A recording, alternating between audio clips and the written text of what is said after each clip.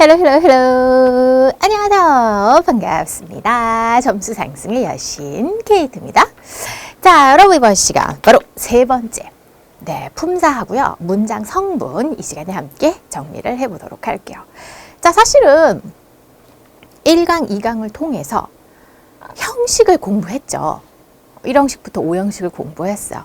우리가 형식이라는 것은 문장 성분을 어떻게 배열하는가인 거거든요. 즉, 단어의 어떤 어순에 의해서 문장의 이제 구조, 어떤 어순으로 배치를 해서 어떤 문장으로 만들 건가. 이게 이제 결국에 이제 형식이잖아요. 그래서 그거를 다 공부를 했는데, 많은 학생들이 품사랑 문장 성분이랑 가끔 이렇게 헷갈려 합니다. 그래서 제일로 좀 더 중요하다라고 생각되는, 우리가 더 잘 알아야 한다라고 생각하는 형식을 먼저 앞부분에 공부를 하고, 그리고 요거는 좀 정리 차원에서 일부러 이렇게 순서를 뒤에 뺀 거예요. 그러니까는 아니 품사랑 문장 성분을 먼저 써야 되는 게 아닌가? 이렇게 생각할 수도 있지만 가장 중요한 거, 가장 비중이 큰 것을 먼저 제가 앞부분에 배치를 한 겁니다. 그래서 1강, 2강 형식 공부했고요. 자, 이번 시간 품사. 자, 많은 친구들이 이제 품사 그러면은 문장 성분이랑 헷갈려 하는 친구들이 있어요.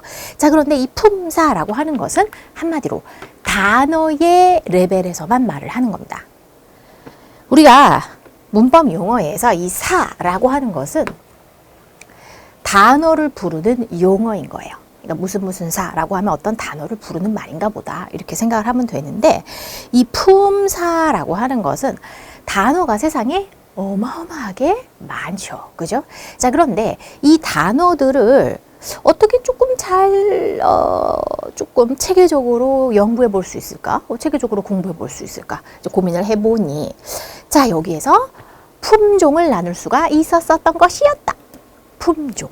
그러니까 우리도 무슨 과일이나 사과 같은 것도 품종을 나눌 수 있잖아요. 어떤 성질에 따라서. 그지? 비슷한 성질을 모아서 무슨 품종, 얘는 무슨 품종, 이렇게 품종. 그래서 단어의 어떤 품종이다. 품사. 아시겠죠? 이제 그런 식으로 생각하면 됩니다. 자, 그렇다면 단어를 이제 품종을 이제 나눌 거야. 좀 더 체계적으로 단어를 공부하기 위해서. 그 체계적으로 나누지 말고 그 수천 수백 셀 수도 없는 이 단어 사실은 체계적으로 나누지 않으면 공부하기가 되게 어려워요. 왜냐면 신조어가 계속 생기고 죽어가는 없어지는 단어도 있고 단어가 정확히 몇 개인지 말할 수가 없습니다. 계속 지금 이 순간에도 생기고 있거든. 그지? 그래서 이렇게 정리를 할 필요가 생긴 거죠. 자, 그러면 정리를 해. 그래, 어떤 품종을 나눠보자. 그러면 무엇을 기준으로 나눌 것인가? 자, 그것도 쓸모 있는 기준으로 나눠야 되는 겁니다. 그죠? 쓸모 있는 기준. 예를 들어서 스펠링 개수로 나눕니다. 알파벳이 한 글자인 거, 두 글자인 거, 세 글자인 거 이런 식으로 나눈다 생각해봐. 어디다 쓰니?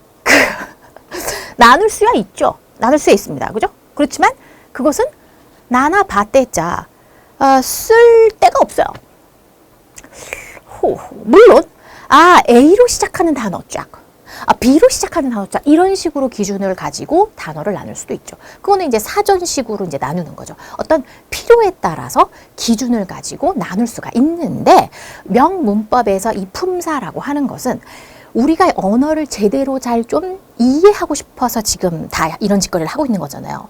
언어를 잘 이해하고 이것을 잘 활용하기 위해서는 그 단어의 뜻과 기능, 이것을 기준으로 삼아야, 그렇게 나눈 품종으로, 그런 기준으로 품종을 나눠야 훨씬 더 언어를 이해하는 데 아주 도움이 된다라는 겁니다. 아시겠죠? 단어를 찾아본다라고 한다면 당연히 알파벳 순서로 분류하는 것이 당연히 그 기준이 좋죠. 그죠? 그렇지만 지금 우리가 이 품사라고 하는 거, 그리고 이 영문법이라고 하는 거, 이거 다 애초에 왜 나온 거예요? 영어라는 언어를 잘 이해하고 잘 활용하고 좀 써볼 수 있게끔. 그러니까 언어에 대한 이해를 위해서 지금 하는 겁니다. 그죠? 자, 그래서 결국에는 뭐를 기준으로 합니까? 의미, 뜻, 그리고 기능입니다. 아시겠죠? 의미만 가지고 하면 안 되나? 근데 의미만으로는 부족해. 기능만으로도 부족해. 그래서 의미와 기능이 함께 있어야 됩니다. 사실 영문법 그리고 영문법을 공부하고 이거에 대해서 좀 더 깊이 있게 이제 공부를 하고 싶다라고 한다면 대학교 이제 석사 과정에 가서 영어 학을 전공하면 되거든요. 그러니까 대학교 과정에서는 그냥 조금만 배우고 좀 더 이거에 대해서 깊숙이 배우고 싶다. 그럼 석사 과정에 가서 공부를 하면 됩니다. 저같이. 예전에도 말해준 적이 있었는데 세상 쓸데없는 세상 돈 안 되는 학문이긴 해요.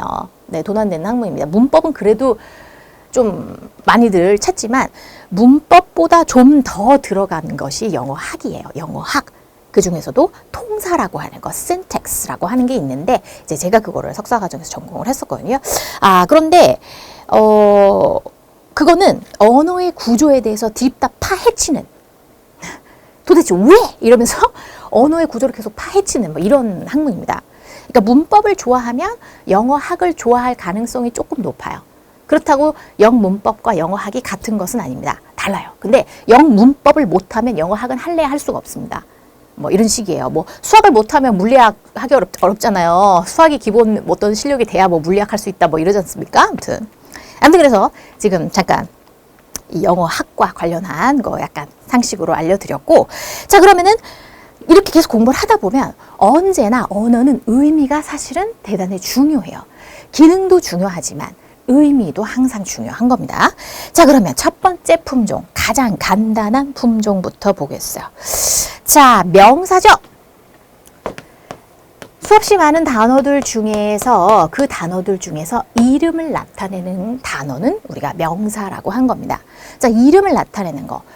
사물의 이름, 사람의 이름, 어떤 감정의 이름, 이런 이름이면, 명칭이면 모두 명사. 이렇게 돼요. 자, 품사는 단어 수준만 보는 거야. 이 단어들이 문장을 이뤘다? 그럼 그때는 문장에 대한 이야기인 거고 지금은 단어 레벨에서만 보는 거다. 자 그러면 명사 봅니다. 자 유형, 무형의 사물, 즉 세상에 존재하는 모든 것의 이름입니다.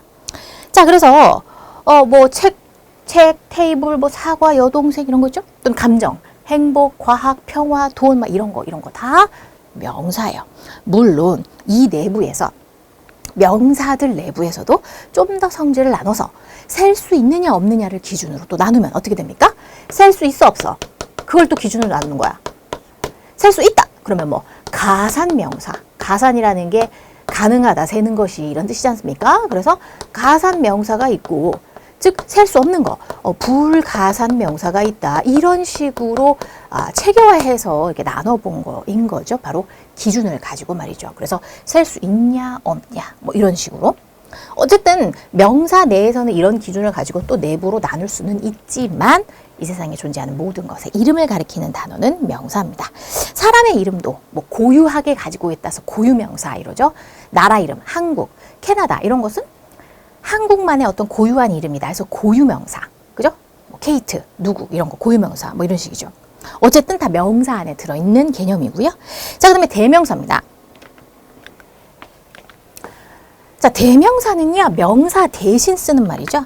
그러니까 명사만 계속 써서는 불편합니다. 테이블이 이럴 수 없어요. 이거라고 대신 부르는 말이 필요해요. 그래서 대명사가 나옵니다. 자, 지시대명사. 그러니까 뭐 이거 저거 지시했다. 또는 인칭대명사. 사람을 지칭하는 거죠. 그래서 나, 너, 그, 그녀 이런 거 인칭대명사. 대명사 내에서도 어떤 특징들이 있게끔 이렇게 나뉘어진 건데 어쨌든 뭐 이런 거, 뭐 그녀, 이거, 저거, 그거 이런 것들이 대명사예요. 쉽죠? 자, 그다음 동사입니다. 자, 동사는 단어긴 단어인데 움직일 동이잖아요. 그러니까 동작을 나타내는 단어를 동사라고 불러요. 자, 그런데 이 동작을 어디서부터 어디까지를 동작이라고 할 것인가? 사실상 이 동작이라는 것은 어떤 상태들이 모여가지고서 동작이 된 거야. 그잖아? 어떤 동작이 상태들이 모여서 동작이 됐다고요. 그래서 동작을 나타내고 또는 상태를 나타내는 이런 단어도 역시 동사에 들어갑니다. say, 말한다, 뭐 달린다, 간다, 뭐 비동사는 이다라는 뜻이잖아요. 이다라는 것은 뭐 나는 누구누구입니다. 어떤 동작을 나타내는 단어는 아니에요. 이다는. 그렇죠. 그렇지만 어떤 상태를 나타내 주면서, 그리고 이 동사는 동작이나 상태를 나타내 주면서 주로 서술하는 기능을 하죠. 서술이 뭐예요? 풀어서 설명한다는 뜻입니다. 그래서 뭐뭐 합니다. 이렇게 서술하는 이런 단어를 동사라고 하죠. 자, 별로 어려운 게 없습니다. 자, 그 다음 형용사. 자, 형용사는요, 이 말 그대로 형용한다라는 거예요. 형용할 때 쓰는 단어라는 겁니다. 이 형용이라는 말이 뭐예요? 묘사한다는 뜻이거든요. 뭐 형용할 수 없는 기쁨, 뭐요? 묘사하거나 설명할 수 없는 기쁨이다 라는 거죠. 그래서 이 형용이란 말 자체가 묘사한다라는 거예요. 그래서 묘사하는 단어인데 무엇을 묘사해? 어떤 성질을 묘사하는 그런 단어를 형용사라고 합니다. 그러니까 성질과 뭐 수량이나 이런 것을 어떤 묘사하는데 그 묘사하는 형용사의 기능, 특징은 명사와 대명사를 꾸밀 수 있는 기능을 가지고 있어요. 아시겠죠? 자, 그럼 봅니다. 직접 수식, 간접 수식 뭐 이런 말이 나왔는데 이런 말 자체는 뭐 그렇게 중요한 것은 아닙니다. 근데 뭐 한정적, 서술적 이런 말들은 또 가끔 선생님들이 쓰시기는 하죠. 자, 일단 볼게요. A tall gentleman이라고 했어요. 자, 그러면 키 큰 신사, 예쁜 소녀라고 하죠. 자, 그러면 키가 큰이라는 어떤 성질을 묘사해요. 이쁜이라는 어떤 성질을 묘사하는 단어들입니다. 형용사죠. 자, 그리고 신사나 소녀는 명사죠. 명칭으로 쓰인 거니까. 그래서 성질을 설명하면서, 즉 묘사하면서 명사를 수식했어요. 키 큰 신사, 예쁜 소녀 이렇게. 그래서 명사를 직접적으로 수식했죠. 뭐뭐 하는 명사라는 식으로. 그지? 이런 것을 우리는 한정적 그래요. 형용사의 한정적 용법으로 쓰였다. 그 다음 그는입니다. 동사가 나와주고 현명한, 그리고 친절한. 현명한, 친절한이라는 것은 형용하는 말이죠. 즉 성질을 묘사하는 말이에요. 형용사입니다. 그리고 특징이 명사를 수식할 수 있죠. 이 위에처럼. 그런데 얘는 명사를 수식하는 게 아니고 동사랑 같이 써서 그는 현명한이다, 그는 현명하다, 그는 친절하다 하면서 뭐뭐합니다 풀어서 설명하는, 즉 서술하는 기능으로 지금 쓰여져 있는 겁니다. 이럴 때 이런 식으로 쓰인 형용사는 서술적 용법으로 쓰인 거다라고 하는 거예요. 결국 형용사, 바로 성질을 묘사하고 형용해주는 단어 형용사는 기능이 두 가지인 겁니다. 명사를 수식해. 명사를 수식한다는 말은 대명사를 수식할 수도 있다는 거죠. 명사를 수식하거나 그 다음 두 번째, 즉 수식하는 거 한정적. 그 다음에 동사와 더불어서 뭐뭐합니다 하고 풀어서 설명하는 바로 서술적 용법. 이렇게 두 개의 기능이 있는 거예요. 자, 그러면 서술적이란 말은 이해가 됩니다. 그래, 풀어서 설명했어. 그는 친절합니다. 그죠? 뭐 현명합니다. 뭐뭐합니다. 풀어서 설명했네. 그래, 서술하네. 오케이. 그럼 뭐 느낌이 와. 근데 한정이라는 말이 수식한다는 말을 안 쓰고 수식적 이렇게 안 쓰고 한정적 이렇게 썼단 말이야. 한정이라는 말은 영문법에서, 우리 학교 문법에서 수식한다라는 말과 동의어예요. 한마디로 수식한다라는 말과 한정. 자, 일단은 수식을 넣으면 한정되게 되어 있습니다. 자, 무슨 말이냐면 소녀, 그러면 소녀. 얼마나 많은 소녀가 있습니까? 그죠? 예쁜 소녀. 왜 성질은 내고 그래? 자, 예쁜 소녀. 성질 수어. 성질 부려마. 예쁜 소녀 말이야. 그러면은 이렇게 많은 소녀들 중에서 예쁜 소녀 하면서 탁 제한이 돼요. 아니야. 예쁘면서 현명하면서 친절하면서 키 큰 날씬한 소녀. 자, 막 붙였어. 응? 자, 형용사 계속 붙여봐. 그러면은 뭐 키 크면서 뭐 날씬하면서 뭐 착하면서 뭐 하면서 막 계속. 그러면 엄청나게 많은 소녀가 있었지만 지금은 줄어들었네요. 제한이 되는 겁니다. 한정이 되는 거예요. 그래서 결국 수식한다라는 말은 한정한다. 요런 사람으로 한정해요. 또는 이런 사람으로 제한합니다. 같은 말인 겁니다. 그래서 영문법에서 수식한다라는 말과 또는 한정적 또는 또 어떤 말도 씁니까? 제한적 이런 말도 씁니다. 모두 이 세 개의 단어가 영문법 내에서는 거의 동의어로 쓰인다. 이렇게 생각하시면 돼요. 자, 그래서 결국 제한한다, 한정한다, 수식한다는 얘기고 서술적으로 쓴다. 이렇게 두 가지 기능이 있다. 이렇게 보면 됩니다. 자, 이제는요, 부사를 살펴볼게요. 자, 부사라고 하는 단어는 어떤 단어를 부사라고 하는가? 자, 일단은 부사라는 거, 부연 설명하는 단어거든요. 부연 설명. 자, 어때요? 부연 설명. 무슨 말이야? 뭐 되게 뜬구름 잡는 거 같죠? 자, 이때까지. 자, 명사, 대명사. 필요한 거네. 명사 너무 필요하지, 그지? 동사, 필요하지. 형용사, 필요해. 자, 그런데 얘네들만 가지고는 내용이 좀 더 풍부하게가 안 되는 겁니다. 그러니까 지금 가장 처음부터가 가장 기본적으로 필요한 것들이 계속 생겨나는 거예요. 명사가 가장 기본 단어 아니겠습니까? 우리가 아기 때 가장 먼저 배우는 게 명사부터 배워요. 그죠? 사실 이것도 이제 뭐 나중에 뭐 제가 석사 과정에서 공부한 거지만 외국 영어를 쓰는 아이들의 아기 때 처음 배우는 게 명사량이 더 많고요.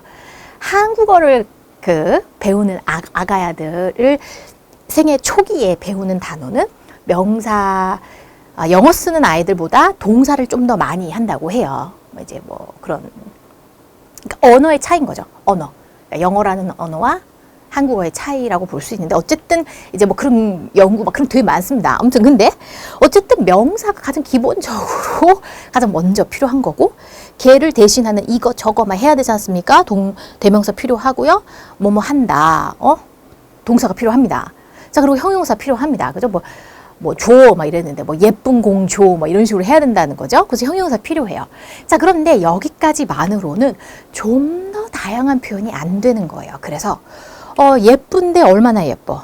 매우 예쁜 거, 덜 이쁜 거, 좀에 예쁜 거, 이런 식으로 어떤 예쁜이라고 하는 설명하는 단어, 바로 형용사에다가 어떤 정도를 설명한다든가, 부연 설명을 하고 싶은 겁니다. 이럴 때 필요한 것이 부사예요. 결국 부사라는 것은 지금까지 나와 있던 지금 기본적으로 형용사, 동사 있지 않습니까? 얘네들에 대해서, 사실 명사에 대해서는 명사를 수식하는 건 형용사이기 때문에 이미 있어. 그지? 형용사와 동사를 수식할 만한 놈이 필요했던 거예요. 그죠? 자, 그래서 형용사와 동사를 수식하기 위해서 바로 부사라는 녀석이 있습니다. 부연 설명하는 건데, 결국 부연 설명을 하되 형용사나 그 다음에 동사를 수식합니다. 형용사, 예쁘면 얼마나 예쁜지 그 정도. 자, 동사도 공부한다. 어떻게 공부해? 열나 공부해. 코피 터지게 공부해. 그럼 열나, 코피 터지게, 이런 말 부연 설명인 거예요. 어떤 식으로 하는지 그 정도와 설명을 하게 들어가는 거거든요. 부연 설명이. 그랬을 때 달린다, 빠르게 달린다. 어떻게 달려? 빠르게 달려. 요런 거. 요런 게 부사인 겁니다. 되죠? 자, 그 다음 형용사와 부사를 수식했는데 이번에는 또 부사도 수식할 수 있어요. 즉 자기 말고 다른 부사. 빠르게 달려. 빠르게? 얼마나 빠르게? 매우 빠르게. 열나 빠르게. 이러면 빠르게가 빠르게 달린다라는 동사를 빠르게란 말을 수식하는데, 빠르긴 빠른데 얼마나 빨라? 열나 빠르게. 그러면은 그 빠르게란 말을 또 수식하게 되죠. 그럴 때도 또 부사인 거예요. 자, 예문을 보면서 얘기를 할게요. 자, 그녀는요 친절한 숙녀입니다. 그럼 친절한이란 말이 명사를 수식하면서 어떤 성질을 묘사한 단어군요. 형용사입니다. kind라는 단어는. 그런데 얼마나 친절해? 좀에? 많이? 매우 친절한. 이렇게요. 그래서 친절한 정도를 설명합니다. 형용사를 수식한 거예요. 형용사에 대해 부연 설명했잖아요. 바로 얘가 부사예요. 그리고 얘는 형용사고 얘는 명사죠. 자, 케이트는 말합니다. 영어를. 말한다라는 동사죠. 자, 그런데 케이트는 말을 해요. 영어를. 근데 어떻게 말하냐고?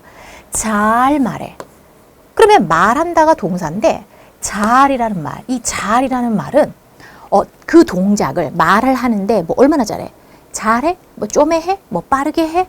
여러 가지 어떤 부연 설명에 해당하는 것들이 많이 있을 수 있어요. 그러면 동사에 대해서 수식합니다. 부사예요.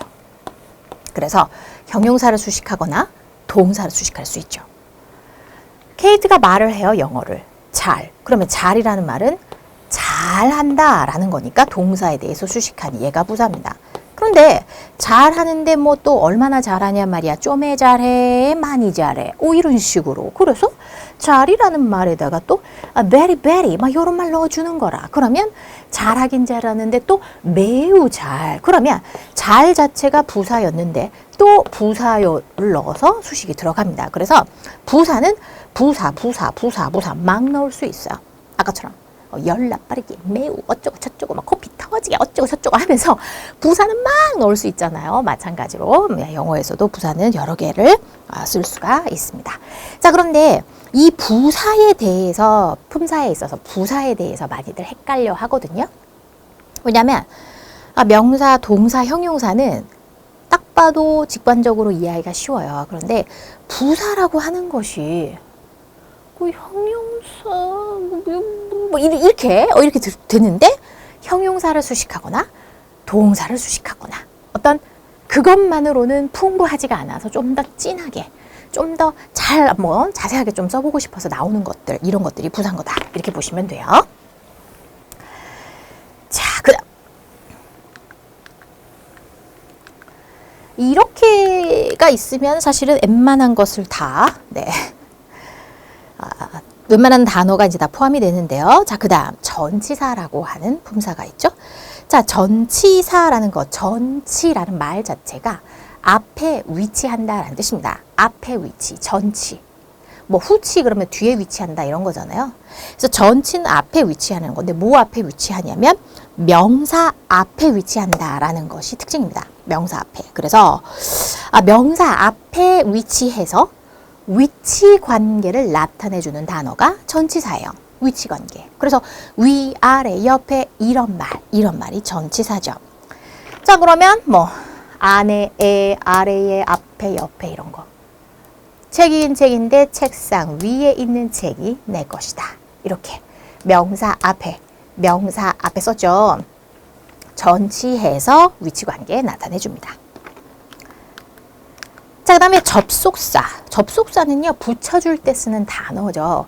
그리고, 그런데 이런 말들입니다. 되게 쉬워요. 그죠? 그래서 여러 개의 뭐 단어나 단어. 뭐, 나는 사과, 그리고 배, 그리고 딸기를 좋아해. 이렇게 단어를 배열할 때 쓸 수도 있고, 구도도 쓸 수 있어요. 뭐 투부정사, and 투부정사 이렇게 투부정사를 여러 개 쓴다든가, 뭐 동명사를 여러 개 쓴다든가, 이런 식으로 구를 또 동명사 구 이런 거 구와 구 또는 뭐 절과 절 뭐 이런 식으로 접속사 붙일 수 있죠. 자, 여러 가지 있는데, 자, 우리는 케이트의 수업을 좋아합니다. 왜냐하면 그녀가 좋은 선생님이기 때문에. 사실은 케이트를 수업을 좋아한다. 그녀는 좋은 선생님이다 라는 사실은 두 문장이었죠. 그런데 절과 절을 붙인 겁니다. 그죠? 이럴 때 붙일 때 사용하는 단어는 접속사죠. 어려운 게 없어요.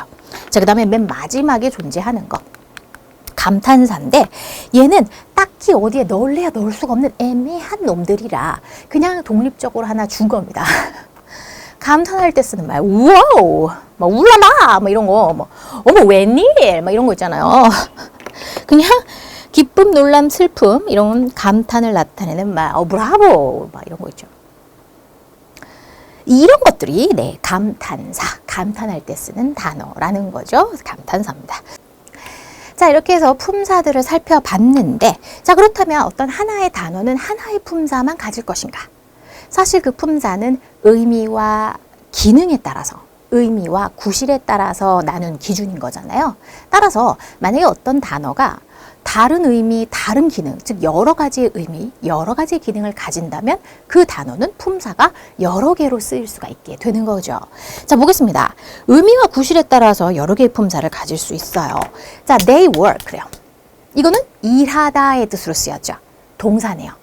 열심히 일합니다. 들판에서 매일. They can do the work. 그들은 그 일을 할 수 있어요. 얘는 어때요? 그 일, 명사로 쓰인 거죠. 즉, work라고 하는 단어는 동사로도 쓸 수 있고 명사로도 쓸 수 있는 겁니다. 자, I brush my teeth before I have breakfast. 나는 이빨을 닦아. 양치를 해요. 내가 아침 식사를 먹기 전에 라고 하죠. 나는 양치를 해요. 아침 식사 전에. 그러면 전에라는 의미를 갖고는 있지만 사실 얘는 뒤에 주어 동사를 갖추고 있죠. 주어와 동사를 갖추고 있는 절이 나와요. 얘는 접속사입니다. 그죠? 얘는 아침이라고 하는 명사 앞에 위치해서 우리가 위치관계 또는 이 시간관계를 나타내 줄 수 있죠. 전치사입니다. 그죠? 그러니까 똑같이 before지만 접속사로 쓸 수도 있고 전치사로도 쓸 수 있는 거예요. 그는 친절합니다. 모두에게. 무슨 종류의 음식을 너는 좋아하니? kind이지만 얘는 친절한이라는 뜻으로 쓰여서 형용사고 얘는 종류라는 뜻으로 쓰인 명사인 거예요. 그죠? 그래서 항상 어떤 한 단어의 품사는 정해져 있는 것은 아닙니다. 그래서 여러 개의 기능을 가질 수 있어요. 자, 이렇게 해서 단어의 품종인 품사를 공부해 봤습니다. 자, 그러면 이제는 문장의 성분이라고 하는 것을 볼게요. 자, 문장의 성분. 즉, 문장이 어떤 성분으로 구성이 되어져 있냐라는 거죠. 즉, 문장 내에서의 이야기입니다. 이때까지는 단어 수준에서만 단어만 신경 써서 본 것이 품사예요. 그런데 문장 성분이라고 하는 거 바로 주어, 동사, 목적어, 보어 그리고 맨 마지막에 수식어까지 총 5가지거든요. 그러니까 문장의 뭐 4대 요소, 4대 성분 주어, 동사, 목적어, 보어 우리 교재에 나와 있는 대로 이렇게 4개로 보고 여기에 수식어 여기까지 이런 식으로 보는 거거든요. 자, 주어라는 것은 문장을 썼을 때에 문장 내부에서 누가에 해당하는 말이 주어인 겁니다. 그러니까 문장의 성분은 대부분 무슨 이렇게 해석이 이렇게 용어가 지어지잖아요. 자, 주어라는 것은 문장 내부에서 주체가 되는 단어. 즉 지금 단어 레벨이 아니라 문장상에서의 이야기를 지금 들어가는 거예요. 그죠? 자, 봅니다. 자, 주어. 주체가 되는 말인데 여기서 보면 to tell 말하기 투부정사죠? 명사적 용법이네요. 거짓말을 말하는 것. 그래서 이렇게 묶어서 거짓말을 말하는 것은 이 부분이 주어요. 입니다. 잘못된. 이렇게 됐죠. 자, 그랬을 때 이 문장에서의 주어는 투부정사 부분이 지금 주어가 되고 있어요. 주어에 올 수 있는 것은 기본적으로 주어 자리에 올 수 있는 것은 여러 가지 단어들 중에서 명사가 올 수 있죠. 여러 가지 단어들 중에서 명사를 주어 자리에 놓을 수 있고 대명사를 주어 자리에 놓을 수 있어요. 뿐만 아니라 어떤 다양한 어떤 문법 요소들, 투부정사나 또는 동명사나 어떤 명사에 상응하는 것들, 우리가 정확히 엄밀히 명사는 아니지만 명사의 기능을 하면서 명사에 상응한다라고 했을 때 명사, 상당, 어구 막 이러죠. 투부정사의 명사적 용법이라든가 동명사 이런 것들은 결국에는 명사는 아니지만 결국엔 명사죠. 그죠? 동명사, 동사를 명사로 바꾼 거잖아요. 이런 식으로. 그래서 투부정사, 투부정사구가 지금 주어 자리에 온 겁니다. 자, 그럼 동사 볼까요? 자, 문장의 성분으로 이제 두 번째 동사예요. The lion, 주어. 누가? 라이온이. 사자가 ran, 달렸습니다. 어떻게? 빠르게. 뭐 하기 위해서? rabbit을 잡기 위해서. 이렇게 되는 거죠. 그러면 이 문장은 결국에는 주어와 동사로 이루어진 일형식 문장이에요. 다른 말들, 어떻게 달려? 빠르게. 이거 부사죠. 부연 설명이고. 왜 달려? 토끼를 잡기 위해서 이런 것도 다 부연 설명, 수식 표현에 해당하는 거죠. 그래서 형식으로 보면 주어와 동사만을 갖춘 가장 구조적으로 가장 간단한 구조는 지금 일형식 구조에 여러 가지 표현을 넣어서 풍부하게 해준 겁니다. 그죠? 자, 이랬을 때 얘가 주어, 문장 내부에서의 역할, 주체가 되는 말 주어. 얘는 문장 내부에서 서술해주는 말. 이거를 동어라고 했으면 참 좋았을 텐데 서술해주는 이 동어 자리에는 동사만 올 수가 있어요. 무슨 소리냐면 아까 주어 자리에는 뭐가 올 수 있었어요? 명사, 대명사, 명사, 상당어, 어구 다양한 것들이 올 수 있죠. 그런데 이 문장 속에서의 동사, 지금 우리가 동사라고 지금 용어가 굳어져 있는데 만약 이것을 문장 성분의 레벨에서 본다면 같이 어를 써야 되니까 동어? 동어? 근데 동어에 올 수 있는 것은 품사들 중에서 딱 동사 밖에 없는 겁니다. 그래서 얘는 또 동사라고 불러요. 그러니까 동사라고 한다면 품사에서의 동사도 있고 문장 성분 내에서의 동사도 있는 거죠. 여기도 동사란 용어를 쓰고 저기도 동사란 용어를 쓰니까 처음 영문법을 배우는 친구들에게는 어안이 벙벙하면서 짜증이 날 수가 있죠. 아니 왜 용어를 이딴 식으로 찐 거야? 정말 그잖아요. 근데 보면 용어를 왜 이딴 식으로 지은 거야라는 게 공부를 하다 보면 사실 되게 많아요. 아니야, 많진 않지. 몇 개 있어. 그지? 왜 용어를 뭐 헷갈리게 왜 이렇게 쪘어? 이런 것들이 분명히 있습니다. 어쨌든 근데 뭐 우리가 뭐 짜증낸다고 바뀝니까? 네, 그냥 공부해야지, 그지? 그래서 문장의 성분으로서도 또 동사라는 용어를 씁니다. 그래서 동작이나 상태를 나타내면서 서술하는 부분, 바로 술부에서 가장 중심이 되는 말입니다. 자, 그 다음 목적어죠. 자, 목적어라고 하는 거 우리가 형식을 다루면서 이미 다 말씀드렸었는데 바로 동작, 동사의 대상이 되는 말을 목적어라고 한다라고 했죠. 그래서 내 뭐 사랑한다. 난 널 사랑해. 사랑의 대상은 너. 그래서 I love you라고 했을 때 you가 love의 목적어예요. 대상이니까요. I study English. 나는 영어를 연구한다. 공부한다. 그럼 공부한다, study의 대상이 뭐예요? 영어죠. 그러니까 동사의 대상이 되는 말이 목적어예요. 근데 대부분 을로 해석이 됩니다. 그러나 을로 해석이 되지 않는 경우도 있기 때문에 그냥 을로 해석되는 거 모두 목적어라고 하는 것은 조금 너무 심플하게 말을 하는 거죠. 그러니까 좀 더 우리가 지금 중등 영문법 총 정리하는 정도의 수준의 친구들이라면은 을로 해석되는 건 뭐 다 목적어다라고 지금 말을 하기에는 조금 그렇습니다. 그죠? 또 뭐 저학년이라면 모를까? 자, 그다음. 근데 이 목적어에도 직접 목적어와 간접 목적어가 있죠. 요것도 동사의 대상이 두 개가 있는 동사가 있죠. 바로 수여동사, 바로 사형식 동사인 경우에는 동사의 대상이 두 개가 되더라. 그래서 어떤 누구에게 사람 대상이 있고 물건 대상이 있어서 에게 을를 이런 식으로 해석이 되죠. 그래서 을로 해석되는 것을 직접 목적어, 그 다음에 에게로 해석되는 거 간접 목적어라고 한다. 자, 나에게 돈을 보여주라. 그랬을 때 에게에 해당하는 거 간접 목적어, 을에 해당하는 게 직접 목적어죠. 이렇게 됩니다. 되죠? 자, 그랬을 때 이거 목적격 쓰는 거 맞잖아요. 목적어 맞아요. 자, 그 다음 보어.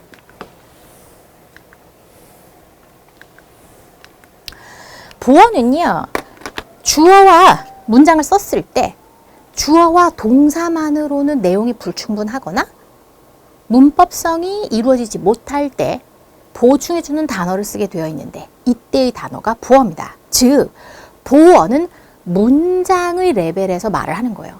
주어와 동사만으로는 의미가 불충분해. 주어와 동사만으로는 문법적으로 옳지 않은 문장이야. 이랬을 때 쓰는 단어가 보어라고요. 그럼 이 보어 자리에는 뭐가 올 수 있느냐? 여러 가지 품사들 중에서 주로 명사가 올 수 있고 보어 자리 형용사가 올 수 있습니다. 부사? 올 수 없어요. 부사는 보어 자리에 올 수 없는 거예요. 아시죠? 자, 뭐 이렇게 기억을 해주시고, 자, 그러면 you are a girl. 너는 소녀다. 너는 이다. 이다라고만 말하면 문장이 끝나지 않았죠. 뭔데? 뭐뭐입니다 라고 하면서 뭐뭐라는 말을 해야만 문장이 완성이 됩니다. 이랬을 때 뭐뭐에 해당하는 말, 바로 명사가 보어고요. 자, 나는 생각해요. 그를. 근데 그를 뭐로 생각하냐면 a saint, 성자, 성인으로 생각해요. 자, 그러면 나는 생각을 하는 거고 이 성인이 그를 성인으로 여긴다는 거거든요. 그가 성인인 거예요. 목적어에 대한 설명이죠. 목적어에 대한 목적격 보어로 쓰인 겁니다. 되죠? 그래서 보어에도 주격 보어와 목적격 보어 이런 식으로 두 가지가 있을 수 있는 거죠. 자, 그러면 이런 식으로 해서 문장의 성분, 주어, 동사, 목적어, 보어 이렇게 있고 거기에 수식어 맨 마지막에 위에 문장의 주된 이 4대 요소, 4대 이 성분에다가 좀 더 내용을 자세하게, 진하게 이렇게 쓰고 싶다. 그러면은 수식어를 넣어서 표현해 볼 수가 있죠. 이 수식어에 해당하는 표현이 바로 부연 설명, 부사인 겁니다. 부사를 넣어서 부연 설명을 하면서 수식을 해주면서 진하게, 자세히, 풍부하게 이렇게 표현을 해주는 거죠. 되죠? 자, 요렇게 해서 우리가 이번 시간에는 사실은 품사에 대해서 좀 더 자세히 살펴봤어요. 문장 성분은 1강, 2강을 통해서 우리가 형식을 하면서 이미 많이 봤던 부분인 거죠. 자, 이렇게 해서 품사와 문장 성분 살펴보았습니다.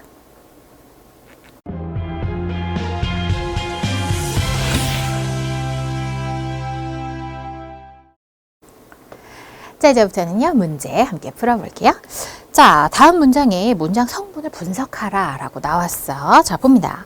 자, 그녀는 간다 그래요. 자, 그녀가 주어, 간다 동사죠. 끝. 어디에?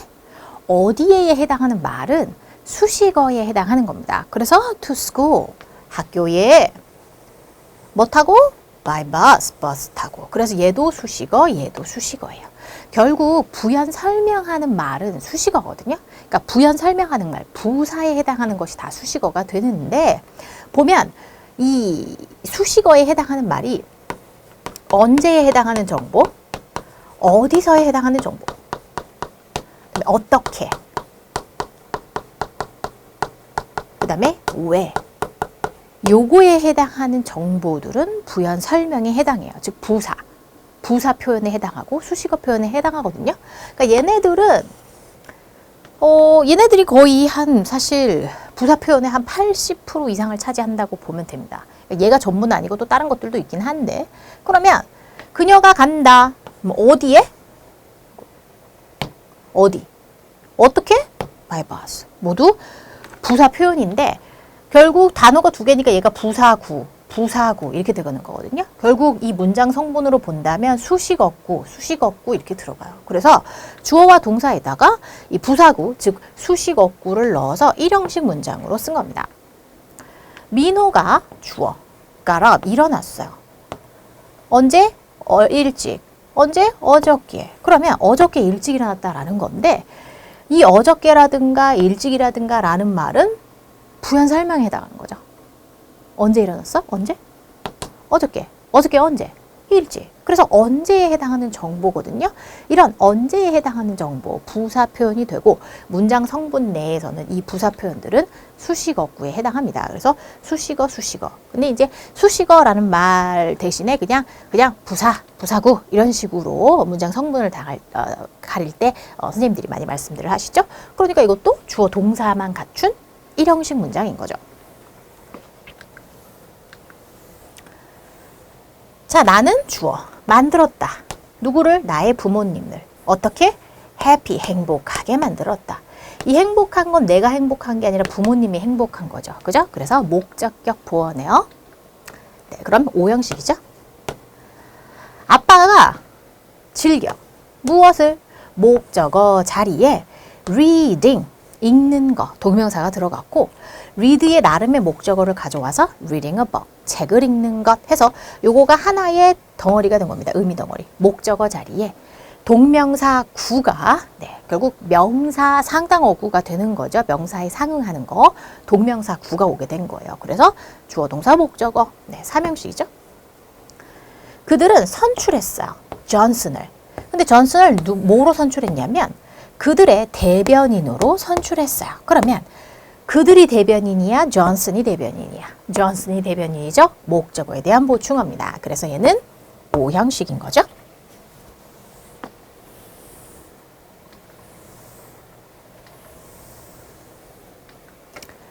자, 그들은 don't know, 알지 못합니다. 자, 무엇을 해야 할지를 모릅니다. 목적어 자리에 what to do 하면서 의문사 투부정사가 들어가서 무엇을 해야 할런지 라는 의미인 거죠. 결국 명사에 해당하는 명사 상당어구라고 하잖아요. 자, 명사라면 단어가 하나인데 명사의 기능을 하기는 하지만 단어가 3개니까 명사구라고 부르죠. 결국 삼형식 문장 패턴으로 쓴 거고, 자, 그녀는 원해요. 무엇을? to meet, 만나기를. 누구를? 나를. 그래서 나를 만나는 것을 원합니다. 이 부분이 목적어 부분입니다. 즉 목적어 자리에 투부정사의 명사적 용법이 온 거죠. 결국 이것도 명사구로 명사 상당어구가 들어갔다. 이렇게 보시면 되죠. 결국 다 삼형식 문장들이네요. 자, 더 풀어보기 봅니다. 자, 그의 취미는 입니다. 뭐뭐입니다. 보어가 들어가야 돼. 그지? 뭐뭐입니다. 이다 뒤에 나오는 말 보어잖아. 자, 그랬을 때 자전거 타기입니다. 보어 자리에는 기본 명사나 형용사 오게 돼 있어요. 동사 원형이 올 수 없죠. To ride a bike라고 해서 투부정사의 명사적 용법으로 투부정사구, 결국 명사구가 부어 자리에 들어가야겠죠? 그 소년. 그런데 파란 바지를 입은 그 소년은 보입니다. 어때 보이냐면 매우 intelligent. 똑똑해 보인다라는 건데 look 보이다라는 거 어때요?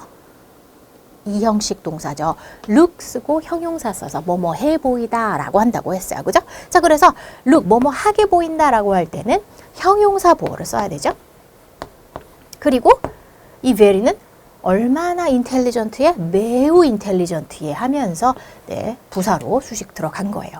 자, 그런데 주어가 3인칭 단수 현재니까 s 붙여서 들어가 줘야 되겠죠? 우리가 문장을 구성할 때 주어와 동사에서 영어는 주어와 동사의 수일치가 중요하니까. 자, 그 다음에 어려워요. 뭐가요? To save money. 돈을 모으는 거. In a bank. 은행에. 그래서 은행에서 돈을 모으는 건 어렵다. 투부정사의 명사적 용법. 이 명사구 전체가 사실은 주어인데 가주어 이수로 같이 쓴 거죠. 이거 주어 자리에 쓰고 is difficult 하면 너무 기니까 가주어 이수로 바꿔 쓰고 진짜 주어 투부정사구, 즉 명사 상당어구를 뒤로 빼준 케이스죠. 우리가 또 투부정사 가면 또 자세히 다룰 건데.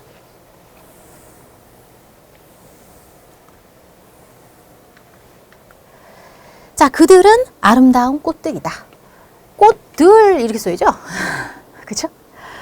많은 버스들이 있다 거리 위에 아로 써야겠네요. 바로 문장을 구성할 때 주어와 동사의 수일치, 그리고 이 주어와 동사뿐만이 아니라 내용상, 복수형 동사면 또 복수형 명사를 써야 하고, 이렇게 영어는 문장을 구성할 때 수에 되게 신경을 써줘야 합니다. 자, 이거는 그 집이 아니라 그의 집이 his house가 하나의 주어죠. looks 보입니다. 매우 큰, 그리고 멋진. 보어의 형용사 and 형용사가 보어 덩어리로 들어간 거예요. 자, bring me 나에게 가져와 뭐를 두 조각의 chalk 그 분필이죠. 근데 이게 분필은 명사인데 명사 중에서도 셀 수 없는 명사 바로 불가산 명사. 그래서 셀 수 없는 명사는 셀 수 있는 단위나 용기를 이용해서 세게 됩니다. 그죠? 그래서 two pieces of chalk라고 이렇게 바꿔줘야죠. 자, 이렇게 셀 수 없는 명사 중에서, 즉 불가산 명사 중에서 셀 수 없는 이유가 추상적에서 셀 수 없는 것도 있죠. 그래서 불가산 명사 중에는 일단 추상 명사가 있어요. 뭐 행복, 정의, 평화 이런 거는 추상적인 개념이기 때문에 셀 수가 없겠죠. 당연히 어떤 물질로서 존재하지 않잖아요. 자, 그 다음에 물질 명사라고 하는 것이 있습니다. 지금 명사를 나누면 가산 명사와 불가산 명사, 셀 수 있는 것을 기준으로 나누면 이렇게 돼요. 이렇게 돼요. 그 중에서 불가산 중에는 추상과 물질 명사 이렇게 두 가지가 있는 겁니다. 이런 것을 막 다 암기해가지고 선생님이 막 이렇게 다이어그램 그리듯이 여러분도 그릴 줄 알아야 되냐? 그럴 필요는 없어요. 그냥 듣고 그렇지, 이해돼. 그럼 그냥 넘어가면 됩니다. 아시겠죠? 자, 그런데 물질 명사라는 그 용어 자체가 물질인데 왜? 뭐 물질이면 만져지는 거 아니야? 그러면 셀 수 있을 텐데 왜 이래? 물질임에도 불구하고, 즉 추상과는 대조적으로 물질로서 존재는 하는데 근데 셀 수가 없는 녀석을 물질명사라고 부릅니다. 그러니까는 용어를 이것도 참 왜 이따게 지었어? 물질 불가산 뭐 이렇게 하든가. 근데 너무 거추장스럽게 길잖아요. 근데 물질명사라고 하는 것은 물질로는 존재하는데 근데 셀 수가 없는 거야. 왜? 형체가 일정치 않아서. 그래서 뭐 예를 들어서 액체, 가루 이런 거 있잖아요.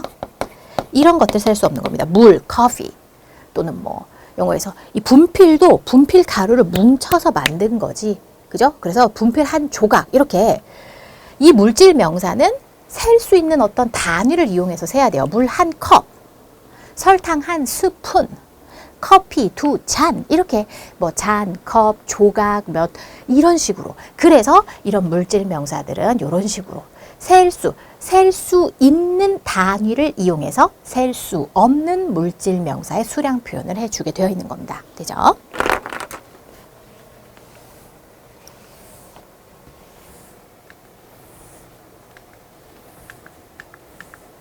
됐죠? 자, 단어의 품사.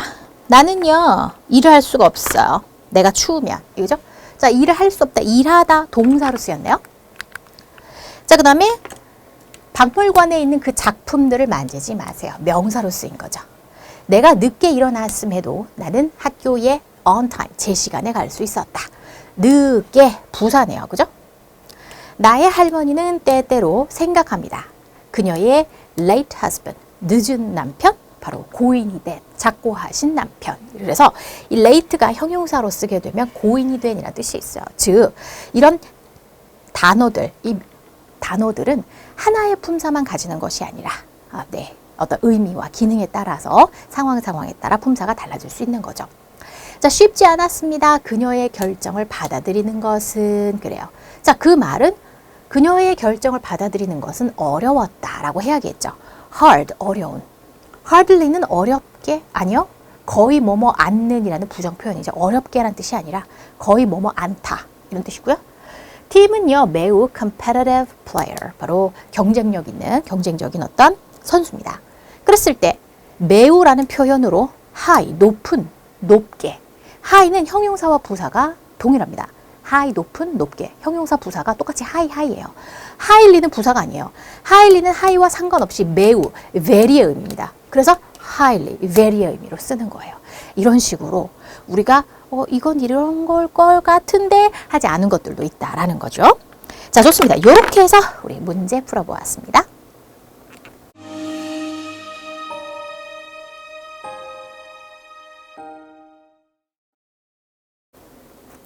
자, 이제부터는요, OX 퀴즈 마무리하도록 할게요. 자, there's no water to drink. 네, 마실 물이 없다라는 거죠. 자, 물은 뭐 셀 수 없는 명사라서 항상 단수형으로 씁니다. 맞아요. 자, 데니가 산다. 누구랑? 그의 조부모님과. 오케이. 자, 그들은 머물렀다. 집에. 왜? Because of. 자, 비가 오고 있는 중이었기 때문에. 자, 그러면 접속사를 써야죠. of를 쓰면 안 되죠. 그죠? 네, 우리가 because 접속사 써야 되고 because of는 전치사예요. 뭐뭐 때문에. 그래서 뒤에 명사가 와야 합니다. 자, 여기서 한지는 a kind, 종류? 한국의 전통적인 종이의 한 종류입니다. 네, 명사죠. 자, 형용사가 아니에요. 그죠? 그 다음, 그들은 친구가 되었어요. being partners, 파트너가 된 이후라는 거죠. 자, 그런데 after 쓰고 동명사를 썼어요. 파트너가 된 것 이후. 결국 명사 또는 동명사, 명사 상당한 것이 온 거죠. 얘는 명사 앞에 쓴 거, 전치사라 봐야 되죠. 접속사 아니고. 자, 그 다음. 좋은 9명의 사람들이 참석해 있었습니다. 회의에 참석한, 이건 형용사입니다. 그죠?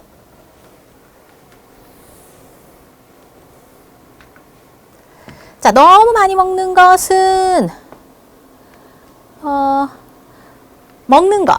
그런데 너무 많이 먹는 것은 만들어요. 우리를 어떻게 해요? fat, 뚱뚱하게. 자, 그런데 주어가 투부정사잖아요.